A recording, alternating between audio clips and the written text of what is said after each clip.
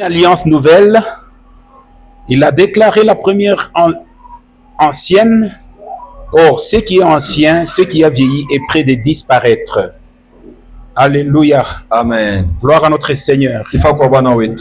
Nous nous mettons sur nos chaises. Nous sommes en train de partager une parole que le Seigneur nous donne.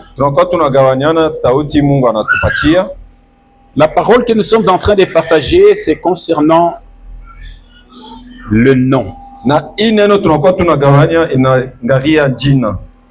Et dans Genèse 12 de 1 à 3, Genèse 12, 1 à 3, le Seigneur, il est avec Abraham. Alléluia. Amen. Et que dit le Seigneur à Abraham? Lorsque nous lisons, le Seigneur dit ceci. Abraham, je suis au-devant de toi. Et voilà ce que le Seigneur lui dit. Le Seigneur dit à Abraham, va-t'en de ton pays, de ta patrie, de la maison de ton père, dans le pays que je te montrerai. Je ferai de toi une grande nation.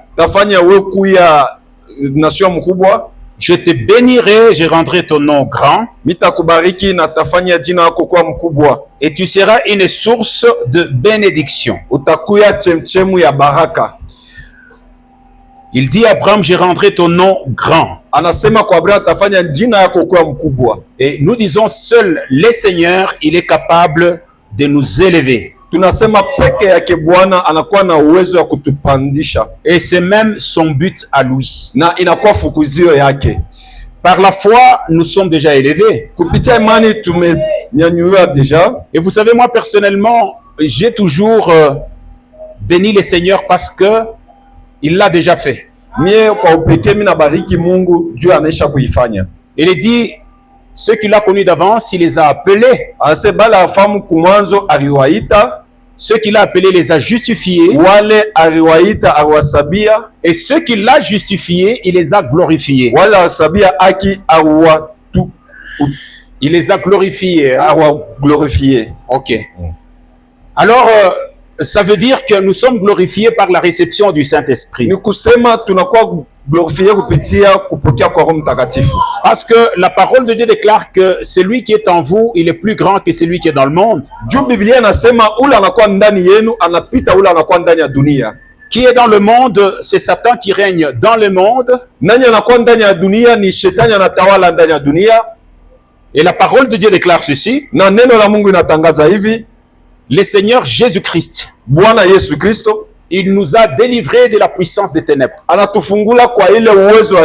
C'est-à-dire le monde entier tel que vous le voyez là-bas, il est sous la puissance des ténèbres. Alléluia. Amen. Et tout ce qui se fait, c'est dans les ténèbres. Et tout ce qui s'est fait en ce moment-là, c'est dans les ténèbres. Et lorsque le Seigneur nous transporte des ténèbres où nous avons été, et nous avons parlé des coutumes à gauche à droite des civilisations dans ce monde, il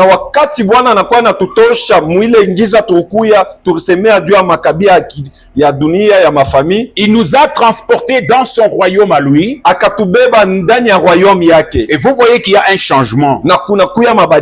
Alléluia. Amen. Et comme nous avons dit dernièrement, que nous sommes dans une église qui s'appelle Nouvelle Alliance. Avant d'y arriver, c'est que nous étions dans ce que nous appelons l'ancienne alliance. Alléluia. Amen. Et cela est tout à fait vrai. Nous étions dans l'ancienne alliance. Et aujourd'hui, nous sommes dans ce qu'on appelle la nouvelle alliance. Pour nous, les païens, l'ancienne alliance, c'est quoi? C'est quand nous étions dans les coutumes. Dans les coutumes. Dans nos familles, nous avons vécu selon les coutumes. Dans nos familles, nous avons vécu selon certaines habitudes. Alléluia. Amen. Et la parole de Dieu appelle cela de vaines manières de vivre de nos parents. Na Biblia inaita ile namuna ya kuishi ya ole ya ovyo sana ya bazazi yetu. Mais pendant le temps que nous avons accepté le Seigneur Jésus-Christ comme Seigneur et Sauveur personnel, na wakati ile tulichika Bwana Yesu kama Sauveur et Seigneur wetu, la croix s'est pointée là-bas. Na msalaba ikashimama pale. Et la croix c'est quoi? Na msalaba ni nini? La croix a mis fin à toutes les choses du passé. Na msalaba ikaweka mstari ku mambo yote ya zamani. La croix a mis à mort nos coutumes. Msalaba ikaweka mulufu makutumi yetu. La croix a mis à mort notre volonté. Msalaba ikaweka lufu wala mstari ku mapenzi yetu. Et la parole de Dieu déclare, na neno la Mungu inasema, nous avons été crucifiés avec Christ. Tulisulubishwa na Yesu Kristo. Et comme nous avons été crucifiés, na vile tulisulubishwa na Kristo, il y a une seule personne qui est revenue à la vie. Kuna kwa mtu mmoja ule alikuya kuuzima. Et la personne qui est revenue à la vie, c'est le Seigneur Jésus-Christ. Na ule alikuwa kuuzima ni Yesu Kristo. Mais nous sommes toujours dans la mort. Sie tunakuwa paka ndani ya lufu. De telle manière que la parole de Dieu déclare, mkusema neno wa Mungu inasema, nous avons été crucifiés avec Christ. Tulisulubishwa na Kristo. Ce n'est plus nous qui vivons. Aina sisi tunakuwa tunaishi. Donc vous voyez, nous sommes encore dans la mort. Ni kusema tunakuwa paka ndani ya lufu. Et c'est le Seigneur Jésus-Christ qui vit en nous. Ni Yesu Kristo ndio anakuwa yuko naishi ndani yetu. Et là, je me suis dit, voilà la bonne définition de la foi. Na pale nikasema, angalia namuna kani ya kusema ya imani ya bien. C'est lui qui a la foi. Na ule anakuwa na imani. C'est celui qui ne marche plus selon sa volonté. Aina ule anakuwa kwa natembea pa kufuatana na mapenzi yake. C'est lui qui ne marche plus selon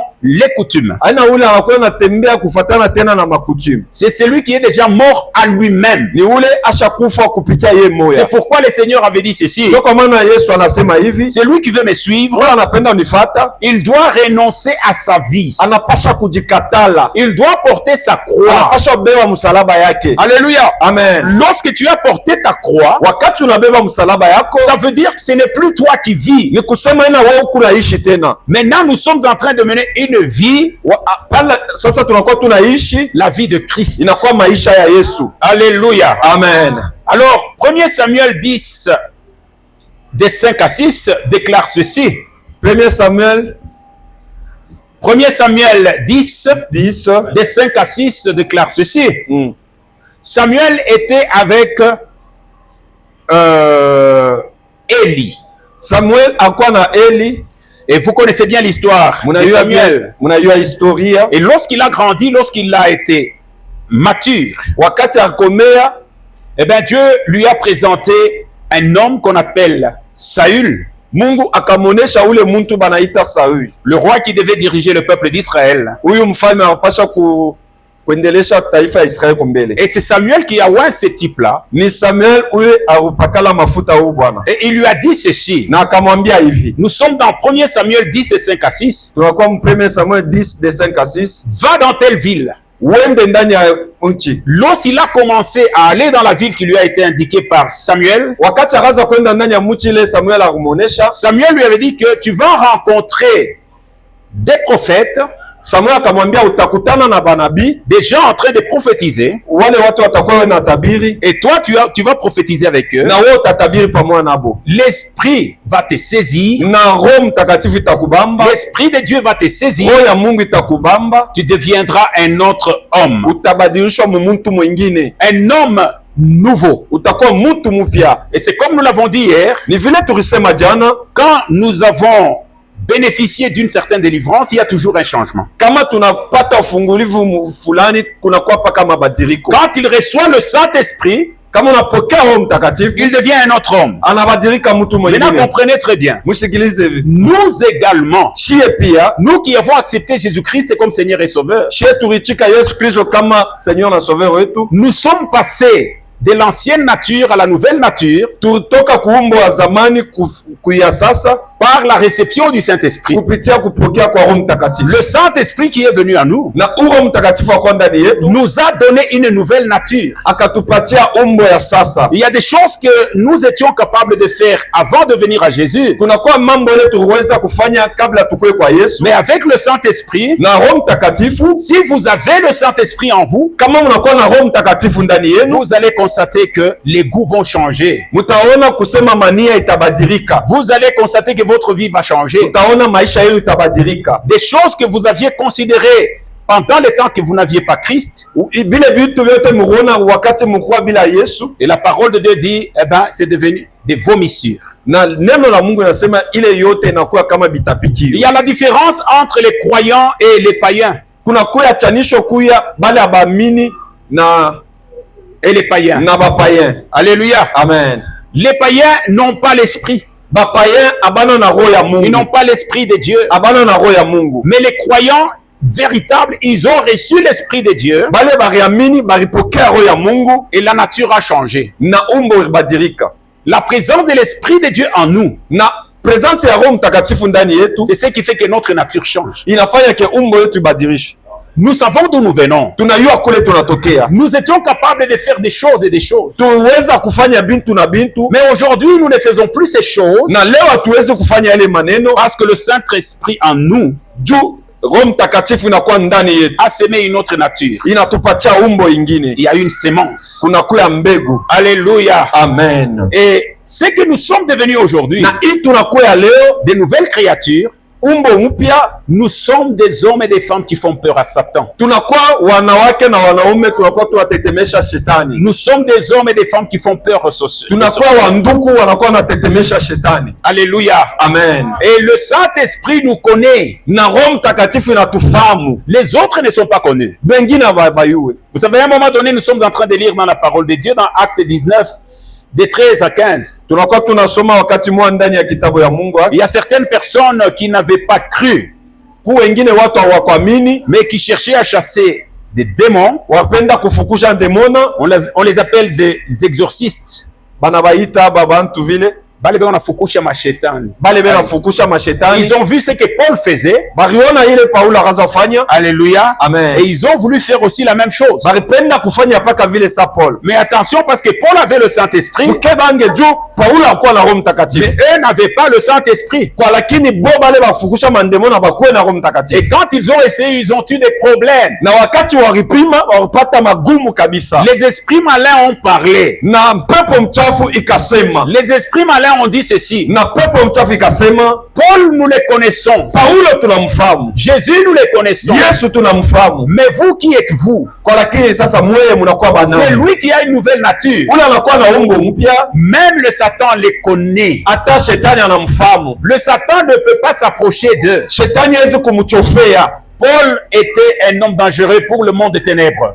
Paulo akuwa mtu wa mastajabu kumbela dunia ya giza. Et hier, nous avons dit quelque chose. Na jana tulisema kitu kimoya, Que lorsque nous avons un nom nouveau, wakati tunakuwa na jina mpya, c'est un nom qui nous confère la grandeur. ni hii jina inakuwa inatupatia bunene, Alléluia. bukubwa. Amen. Dans l'ancienne alliance, il était dit à Abraham, je ferai ton nom grand. Ndani ya agano za kale inasema, Mungu anasema tafanya Abraham akuye na jina munene. Mais aujourd'hui, avec la présence du Saint-Esprit en toi, tu es déjà déclaré grand. Na leo hivi na kupitia Roho Mtakatifu ndani yako bana kudeklare unakuwa mkubwa. Et ce qu'on te demande, toi, c'est de marcher comme un grand. Na hii bana kuomba leo, tembea kama vile mtu mkubwa munene. Et si tu marches par la foi, la victoire est totale en toutes choses. Na kama unatembea kupitia imani, ushuda inakuwa munene. Et par la foi, Paul pouvait dire, je puis tout par celui qui me fortifie. Na kupitia imani Paulo aweze kusema naweza yote kupitia huyo ananipatia nguvu. Et la parole de Dieu déclare, rien n'est impossible à celui qui Na croit. neno la Mungu nasema hakuna ile inashinda kwa ule anaweza. Est-ce que vous ne Amen. voyez pas que c'est un mystère? Inakuya ni mystère.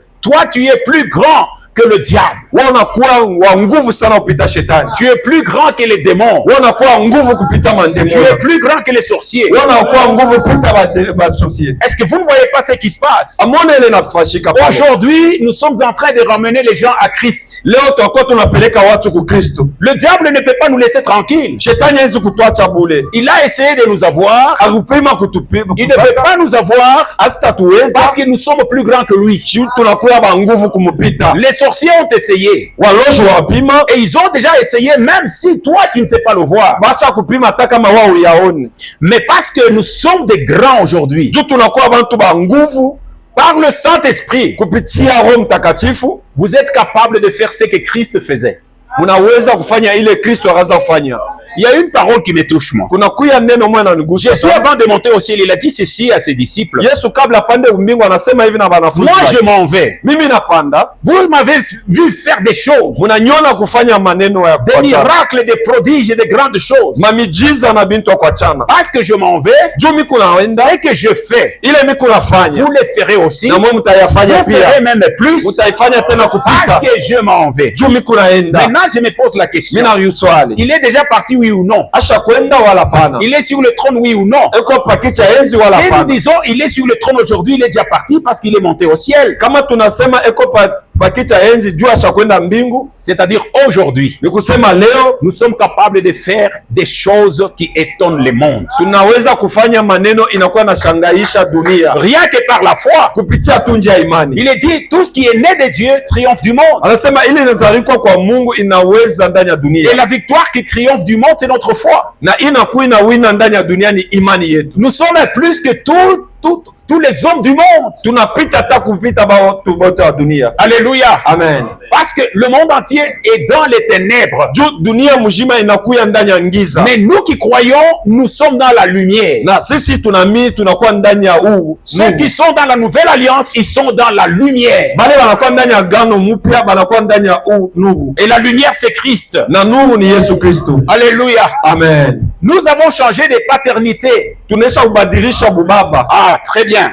Nous avons changé. C'est tushabadilisha. comme nous l'avons dit hier. Ni vile tulisema Dans jana, la chair, nous avions des pères. mukimwili tulikuwa na bababa. Et aujourd'hui, nous qui avons accepté Jésus-Christ comme Seigneur et Sauveur, Kama vile Yesu tuliamini Yesu Kristo, leo nous avons un nouveau Père. tunakuwa na baba mpya, Le Père céleste. baba wa kumbingu, Le Dieu véritable. Mungu wa vya kweli. C'est lui notre Père aujourd'hui. Ni ye baba yetu leo. Gloire à notre Seigneur. Amen. Nous avons changé de paternité. Tunabadilisha bubaba leo. Dans l'ancienne alliance, Mwagano za kale, lorsque nous étions sous nos coutumes, wakati tulikuwa pa mabisele lorsque matabia, nous étions dans la chair, wakati tulikuwa ndani ya kimwili, le Père que nous avions bababa bale tulikuwa nabo nous ont donné des noms. balitupatia manjina, Et chacun connaît le nom qui lui a été donné. na mtu yote anafahamu ile njina bakumpatia. Mais la même chose, Na paka mambo moya moya, nous sommes dans la nouvelle alliance, tunakuwa ndani ya gano mpya, nous sommes nés de nouveau. tunazalikwa mpya Dans l'ancienne alliance, ndani ya gano za nous kale, avons rencontré la croix.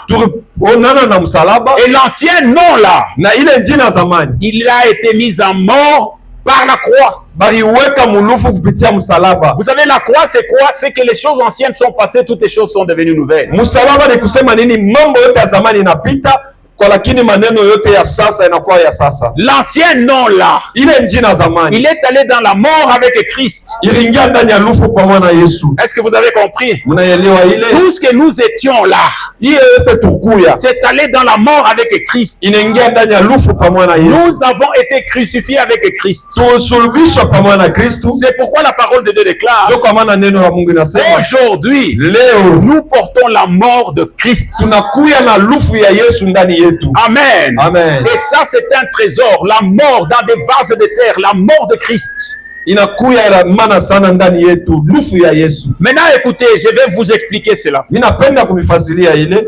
Quand nous allons à gauche, nous allons à droite. Kama tunaenda kushoto kuume, Nous voyons des gens à gauche et à droite mourir. tunaona watu wanakufa kushoto na kuume. Cet homme, quand il était vivant, on l'appelait Jean. Huyu mtu wakati akuwa na maisha baraza muita Yohane. Son nom, c'est Jean. Jina yake ni Yohane. Mais quand il est mort, Wakati alifariki, on ne dit pas Jean. Quand on le regarde, on ne dit pas Jean est là. kama wanamtazama baseme Jean yeule. On ne dit pas Jean est à la morgue. abaseme Yohana anakuya kule kunyumba bafu. Cette fois-ci, on change. Hii wakati banabadilisha. Parce que le nom est passé dans la mort. Juu jina inapita ndani ya lufu. On dit le corps. Banasema mwili. Allez chercher le corps. Mwende mkatafute mwili. Maintenant, on dit le corps. Banasema sasa mwili. Quand on arrive au cimetière, kama tunafika kule kunyumba bafu. Alléluia. Amen. Le corps qui est là a maintenant un numéro. Hii mwili inakuwa sasa na namba. L'ancien nom, il est passé à la mort. Jina la zamani inapita ndani ya lufu. Alléluia. Amen. Et lorsque nous sommes revenus à la vie, na wakati tulikuya kuuzima, lorsque nous sommes nés de nouveau, wakati tulizaliwa mpya, c'est notre Père Céleste qui nous donne un nouveau nom. Ni baba yetu kule mbingu anakuwa anatupatia jina la sasa. Alléluia. Amen. Mais qui connaît ce nom-là? Nani anafahamu ile jina? C'est lui qui connaît ce nom. Ule anafahamu ile jina. C'est le Saint-Esprit. Ni Roho Mtakatifu qui le révèle à ton esprit à toi. L'homme est composé de 3 parties. Il y a d'abord l'esprit, vous avez l'âme, vous avez le corps. Alléluia. Amen. Mais la partie qui est en communion avec Dieu, la partie qui agit par la foi, c'est l'esprit, ton esprit à toi qui vient de Dieu. Lorsque l'esprit est aveuglé, tu ne sauras pas capter les choses de Dieu. Et le Saint-Esprit, il est dans ton cœur en train de parler avec ton esprit à toi. Le Saint-Esprit qui connaît les profondeurs de Dieu, il connaît les noms que Dieu t'a donnés dans la nouvelle alliance.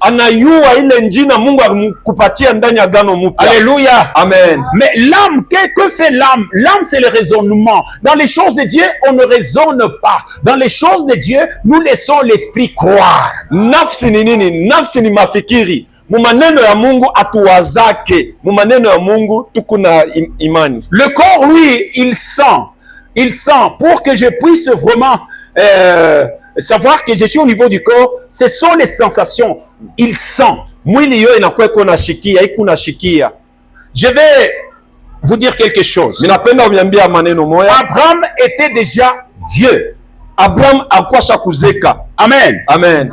L'esprit a un langage. Roho inakuwa na msemo. L'âme a un langage. Nafsi inakuwa na msemo. Le corps a un langage. Na mwili inakuwa pia na msemo. Dieu dit ceci. Mungu anasema hivi. Abraham, malgré ta vieillesse, tu auras un fils. Utapata mwana. Amen. Amen. Mais maintenant le corps parle. Sasa mwili inasema. Le corps dit ceci. Mwili inasema. Mais Abraham, soyons quand même sérieux. Le corps dit, mais voilà, moi je suis déjà fatigué, qu'est-ce que moi je peux faire? Alléluia. Amen. Mais l'esprit dit non, le corps. Même si tu es déjà usé. Mais moi, je suis en contact avec le Créateur. Tu es capable d'accomplir l'impossible. L'âme vient aussi, il parle. Que dit l'âme? Mais tu ne vois, même si il fallait que toi, tu puisses faire quelque chose. Mais Sarah, pas seulement elle est stérile, mais elle a déjà atteint la ménopause. Nafsi yo inakuwa nasema hata kama unaweza kufanya kitu aone Sara bibi yako asha kuzeka haiwezi kupata watoto. Et l'esprit qui est en toi dit à l'âme, c'est faux. Donc en nous là, il y a des choses, qui parlent. L'esprit dit à l'âme, c'est faux. On ne raisonne pas. Dieu a déjà dit, Abraham aura un fils. Roho inakuwa nasema ndani ya nafsi ile haitawezekana. Mungu ashakusema kwa Abraham atakuwa na mtoto. C'est pourquoi pour l'esprit ne considère pas ce que l'âme déclare. L'âme agit sur les raisonnements, sur les émotions, sur tout. Le corps se regarde et dit voilà, j'ai vieilli, je suis usé. Non. L'esprit ne regarde pas ce que le corps ressent. Et la parole de Dieu déclare, Abraham a espéré contre toute espérance. Et vous voyez, le combat spirituel, c'est dans l'homme lui-même. Abraham dit au corps, non. Abraham akasema juu ya mwili hapana. Abraham dit à l'âme non. Abraham akasema juu ya nafsi C'est pourquoi hapana. dans le Seigneur, Ndio kwa maana ndani ya Kristo nous devons apprendre à vivre au niveau de l'esprit et non pas au niveau de l'âme. tunapaswa kuishi kupitia roho, haina kutokea nafsi. L'âme doit se soumettre à l'esprit. Nafsi inapaswa kutie kwa roho, Le corps doit se soumettre à l'esprit. na kimwili kinapaswa kutie kwa roho. Et nous devons être vraiment des hommes spirituels. Tunapaswa kuwa watu wa kiroho kabisa. Alléluia. Amen. Pourquoi je vous dis ces choses? Jua nini mimi naniambia hii maneno? C'est parce que le Saint-Esprit collabore avec ton esprit. Juu Roho Mtakatifu inakuwa inasema na roho yako. Qu'est-ce qui te convainc que le Dieu Tout-Puissant aujourd'hui, il est ton Père? Nini na kuhakikisha ke Mungu wa neema, Mungu wa uwezo anakuwa baba yako? Et le Saint-Esprit, on l'appelle l'esprit d'adoption. Roho Mtakatifu anasema roho inakuwa kona adopté. Et c'est le Saint-Esprit qui dit à ton esprit, écoute, ce Dieu-là, c'est ton Père. Et c'est pourquoi, là, spirituellement, nous appelons ce Dieu Abba. Roho Mtakatifu inakuwa nasema kwa roho yako, Mungu ule ni baba yako. Ndio kwa maana tunaita Roho Mtakatifu Abba. C'est pourquoi vous allez voir que quand nous allons chez les Juifs, dans l'Ancienne Alliance, ou bien nous sommes chez les païens, à cause de leurs coutumes, l'esprit que Dieu nous a donné était dans le sommeil, aveuglé. Wakati tunaenda kuba Yuda wala kuba pagano, hii roho Mungu alitupatia ikuya ndani ya bushingishi. Mais lorsque tu reçois le Saint-Esprit, Wakati tunapokea Roho Mtakatifu, ton esprit sort du sommeil. roho inatoka mubushingishi, Il se lève inashimama, et il commence maintenant à voir les choses comme Dieu le voit. inaanza kutazama sasa maneno vile Mungu anakuwa na yaona. C'est ça qu'on appelle la nouvelle naissance. Ndio ile menaita kuzarikwa kupya. Tu avais un nom dans la chair, Ukuwa na jina ndani ya mwili, mais dans l'esprit, ndani ya kiroho, dans la vie spirituelle, ndani ya maisha kiroho, c'est le Dieu Tout-Puissant qui te donne un nom que seul le Saint-Esprit et ton esprit à toi connaissent. ni paka Mungu ndio anakupatia jina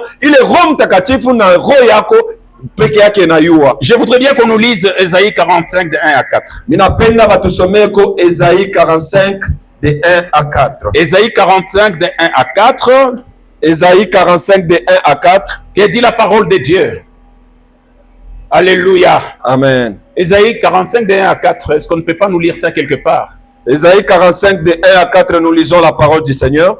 Nous devons savoir que nous sommes dans la nouvelle nature. Tunapasha kujua tunakuwa ndani ya umbo mpya. Les choses anciennes sont passées Vitu vya zamani vinesha kupita, et toutes les choses sont devenues nouvelles. lakini mambo yote, maneno yote inakuwa mpya. Lisons Ésaïe 45 de 1 à 4.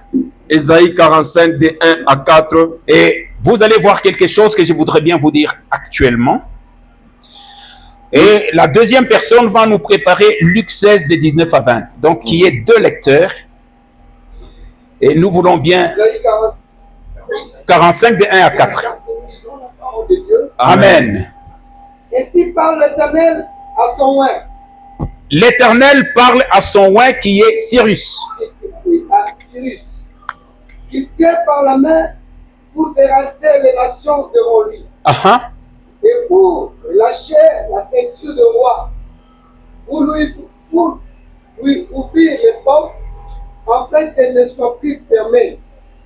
Je marcherai devant toi, j'aplanirai le chemin, mon Dieu, je romprai les portes des reins, et je sache que je suis l'Éternel, Oui. qui t'appelle par ton nom. Voilà. Alléluia. Amen. On peut arrêter là-bas. Dieu Tout-Puissant, Mungu wa uwezo wote, lui, il t'appelle par ton nom. Ce n'est pas l'ancien nom, mais c'est le nom nouveau. ye anakuita kwa jina. Haina jina la zamani kwa, lakini ni jina mpya. Tu dois savoir que l'Éternel, le Dieu Tout-Puissant, il t'appelle toi par ton nom. Unapaswa kujua kusema Mungu wa uwezo eko nakuita wewe kupitia jina. L'ancien nom que nous avons eu de nos pères était lié aux coutumes. Ile jina zamani tupokea kwa baba ilikuwa ya makabila. Mais le nom que le Seigneur te donne aujourd'hui, kwa lakini jina hii Mungu anakupatia leo, parce que tu es déjà né de nouveau, jina nazarikwa mpya, c'est un nom d'alliance. Inakuya Le jina nom ya d'alliance. masiano, Le nom de bénédiction. jina ya baraka. Cyrus, Cyrus, mon oint, mpakaliwa je wangu, t'appelle par ton nom. minakuita kwa jina yako. Alléluia. Amen. Nous allons voir un exemple. Utaona tena exemple Luc moja. 16 de 19 à 20. Que dit la parole de Dieu? Luc chapitre 16, De 19 à 20. verset 19 à 20, nous lisons avec cette écriture.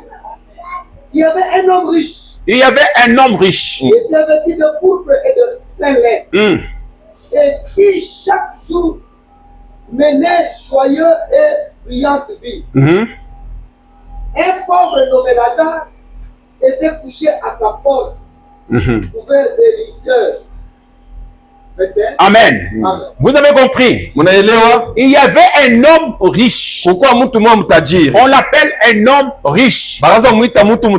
C'est un païen.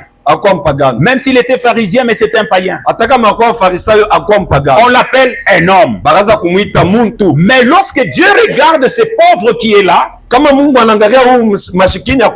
Dieu l'appelle par son nom. Mais vous savez, Dieu nous appelle chacun par son nom. Par le nom nouveau qu'il nous a donné. Je suis en train d'insister sur une chose. Il y a un mystère. Il y a changement de paternité. Nous avons changé de père. C'est pourquoi le Seigneur a dit, même si les parents vous rejetaient, moi je vais vous recevoir. Alléluia. Amen. Et ce changement de paternité, c'est aussi le changement de la vie. Amen. Amen. Mais pour nous aujourd'hui, le Seigneur s'est écrié à la croix. Tout est déjà accompli. Le nouveau nom, tu l'as déjà. Mais ce que nous sommes en train de voir, les gens changeaient de nom aujourd'hui. Il ne te revient pas à toi de changer le nom que tu as. Toi, tu ne peux pas dire que parce que on me nommait comme ça, aujourd'hui je deviens chrétien, je prends un autre nom. Ça n'a pas d'effet. Le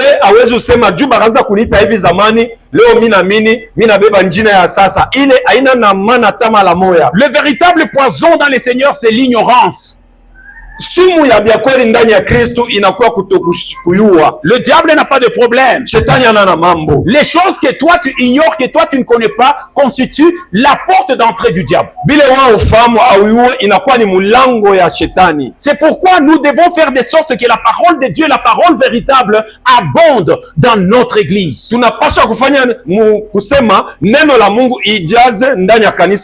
D'ailleurs, la parole de Dieu déclare, demeurez dans ma parole. Vous connaissez la vérité et la vérité vous rendra libre.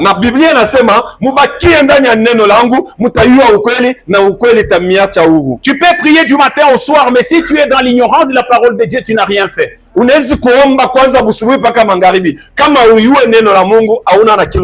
peux parler en langue du matin au soir. Si tu ne connais pas la parole de Dieu, tu es un tonneau vide. Oh,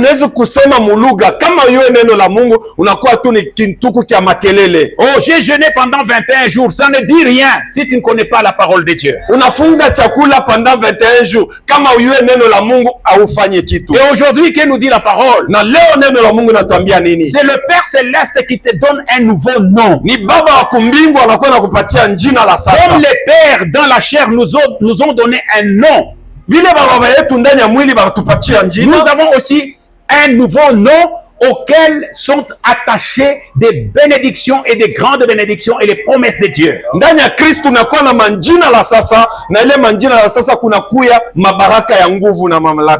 Alléluia. Amen. Ce n'est pas chose facile. Parce que tout se fait par la foi. D'ailleurs, à des moments, nous devons dire au Seigneur merci parce que je sais qu'aujourd'hui, moi qui crois au Fils de Dieu, tu m'as déjà donné un nouveau nom.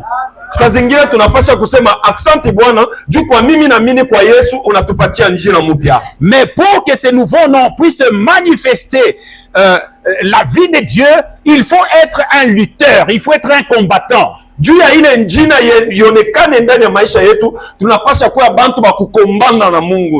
lutter comment? Lutter par la foi. Marcher au niveau de l'esprit. Alléluia. Amen. Nous sommes ce que Dieu dit que nous sommes. Et non pas ce que les hommes disent que nous sommes.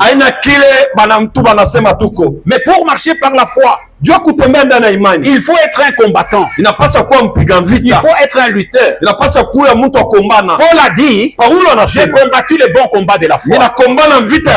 Vous savez, ce qui pose des problèmes, c'est au niveau de la foi. niveau ya imani. Parce qu'au niveau de la foi, on doit combattre. Kupitia njia ya imani tunapaswa kuombana. Alléluia. Amen. Le Seigneur Jésus avait dit à un moment donné, Bwana Yesu asema wakati mmoja hivi, quand le Fils de l'homme va venir, wakati mtoto mwana Mungu atakuya, est-ce qu'il va trouver la foi sur terre? atakuta imani. Et aujourd'hui, Na leo les gens aiment recevoir des choses toutes faites. bantu wanapenda kupokea bintu vya kuachana vyote, Et ils ne combattent plus par la foi. me abakombane kupitia njia ya imani. Le Saint-Esprit dit expressement, Roho Mtakatifu inasema hivi, en ces temps de la fin, kwa wakati ya mwisho les gens vont abandonner la foi. watu watacha imani. Mais garde la foi. Chunga imani. Marchez au niveau de l'esprit. Kutembea ndani ya kiroho. Ne marchez pas au niveau de la chair. Msitembee kupitia kimwili. Ne marchez pas au niveau de l'âme. Msitembee kupitia kinasi. Croyez que le nouveau nom, vous l'avez déjà. Muamini kusema jina la sasa munesha upokea. Croyez que le nom par lequel Dieu vous appelle, vous l'avez déjà. Muamini kusema injina kupitia ile Mungu anamita muko nayo deja. Aujourd'hui, vous êtes bénis, vous ne serez pas bénis. Leo munabarikiwa, amusta kuyaka bakubarikiwa kesho. Aujourd'hui, vous êtes guéris, vous ne serez pas guéris. Leo munesha kuponywa, aina sema mtakuyaka. Aujourd'hui, vous êtes consolés, vous ne serez pas consolés. Leo munafarijiwa, aina sema mtakuyaka. Et si j'ai déjà toutes ces choses, Na kama mina ile maneno yote, parce que Jésus-Christ, juu Yesu Kristo, mon Seigneur, Bwana wangu, il a dépouillé Satan, anapomona et shetani, il est venu devant moi, anakuwa mbele yangu, il s'est dépouillé. Donc ce qu'il a arraché à Satan, il me l'a donné. ananyangala shetani bile bema bintu byote anakuwa kupatia wewe. Mais vous allez voir, dans certaines églises, on dit, venez, nous allons prier, nous allons arracher ce que le diable a. Le diable n'a rien pris. Le Seigneur l'a déjà dépouillé. Mutaona makanisa yengine watu wanasema no, mkuye tutakombanisha shetani, tutabeba bile shetani yako nabyo. Mungu Yesu asha kumkombanisha shetani, ana tena na kintu. Il a pris la royauté de la terre, mais aujourd'hui, le Seigneur lui a arraché la royauté et la royauté nous est donnée. Et nous régnons sur la terre. Anabeba ufalme wa dunia, Yesu anakuwa na munyangana, na leo hivi shetu natawala pa dunia. La foi, c'est vivre ce que le Seigneur a déclaré sur nous. Nous sommes déjà ce que Dieu a dit que nous sommes. Imani ni kuishi kile Yesu asha kusema tuko. Amen. Nous n'avons pas. Le diable n'a rien. Il n'a rien. Le diable, il est là. Il veut bien te montrer qu'il a quelque chose de toi. Il n'a rien. Le Seigneur Jésus l'a déjà dépouillé. Shetani ana na kintu. Eko naonesha, inaonekana sasa eko na kintu. Ana na kintu. Yesu asha kumtosha vyote. Le véritable Dieu sur la terre, c'est celui qui croit.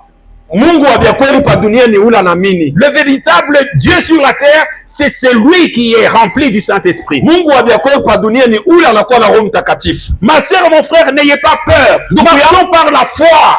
Ndugu yangu, dada yangu, ushishike boka, tutembee kwa njia ya imani. Nous sommes déjà une nouvelle créature. Tunakuya umbo mpya. C'est pourquoi nous devons exceller dans les actions de grâce. C'est parce que nous avons déjà eu les choses qui nous ont été arrachées par Satan. Tunapaswa kuendelea ndani ya matendo la shukrani juu tunaweza kupata bintu vyote. Le véritable culte dans le Seigneur, c'est le culte d'action de grâce. Culte ya kweli ndani ya Kristo ni matendo la shukrani. Aujourd'hui, je ne cherche pas de l'argent, mais j'ai l'argent et l'argent me suit. Leo mimi sitafute makuta kwa, lakini mimi nakuwa na makuta na makuta inakuwa inanifuata. L'Éternel est mon berger, je ne manquerai de rien. Baba anakuya kiongozaji wangu, sitakukosewa na kitu. Il est en train de dire ceci. Anasema hivi, les oiseaux ne sèment ni ne moissonnent. Wandeke aurime aufa kitu.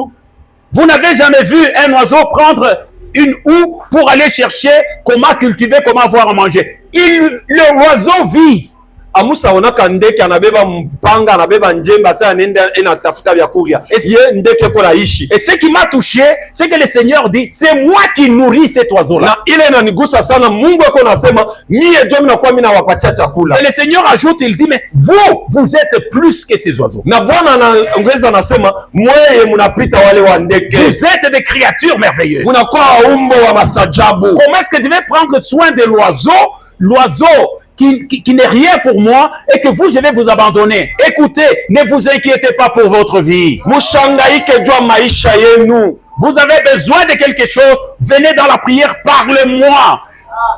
Écoutez, par des prières, des supplications, avec des actions de grâce, moi, je vais vous donner ce dont vous avez besoin. Muna lazima na maneno fulani, mukuye ndani ya presence ya Mungu, museme, muombe, mwambie Mungu, na Mungu atamijibu. Bien-aimé, c'est lui qui abonde dans les actions de grâce. Il est en train de faire de sorte que la délivrance se manifeste. Aujourd'hui, Léo, tu ne cherches pas à être riche, mais tu es déjà riche. Mais le Seigneur dit ceci. Le riche qu'il a été, il s'est fait pauvre pour t'enrichir. Mais si aujourd'hui, tout est déjà accompli, tu n'es plus pauvre, tu es riche, tu ne peux que remercier le Seigneur. C'est pourquoi le Dieu Tout-Puissant dit ceci, que le faible dise je suis fort. Attention avec ce que tu déclares. Tu as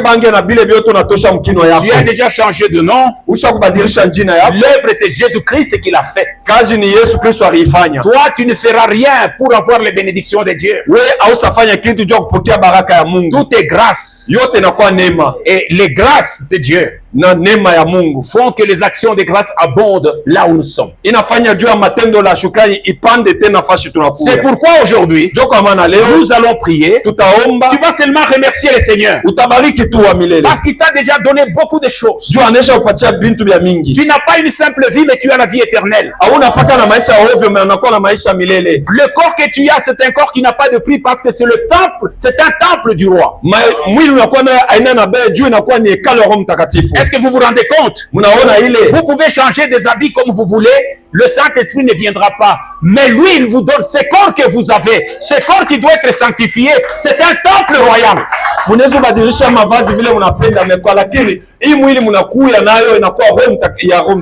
pourquoi ne pas adorer Dieu? Pourquoi ne pas lui présenter des actions de grâce? Ce soir, je vous dis ceci. Il y a un cri que le Seigneur a poussé sur la croix, qui est à la base de notre délivrance. Tout est accompli. Parce que tout est accompli, je dois maintenant marcher comme celui qui est totalement libéré. Je ne vais pas marcher comme un pauvre. Je ne suis pas pauvre. Je ne vais pas marcher comme quelqu'un qui est abattu par une maladie. Même si j'ai mal, même si je continue à avoir mal, moi je vais continuer à déclarer que je suis guéri. Parce que tout est déjà accompli. Marcher par la foi. La foi, c'est une ferme assurance. Des choses qu'on espère, ça ne se limite pas là, mais c'est une démonstration. C'est-à-dire, la foi est consommée au moment où je marche comme Dieu m'a déclaré. Tu es fils de Dieu, marche comme un fils de Dieu. Un fils de Dieu ne pêche pas. Un fils de Dieu a toujours de l'espérance. Un fils de Dieu n'a pas peur de Satan. Un fils de Dieu n'a pas peur des démons. Un fils de Dieu n'a pas peur des sorciers. Parce que Paul a déclaré, dans toutes ces situations qui peuvent m'embêter, nous sommes plus que vainqueurs. Je te déclare plus que vainqueur ce matin. Maintenant, acclame le Seigneur. Acclame le Seigneur. Oh Seigneur, notre Dieu Tout-Puissant. Oh Jésus. Mettez-vous debout, nous allons prier. Nous allons prier, nous allons maintenant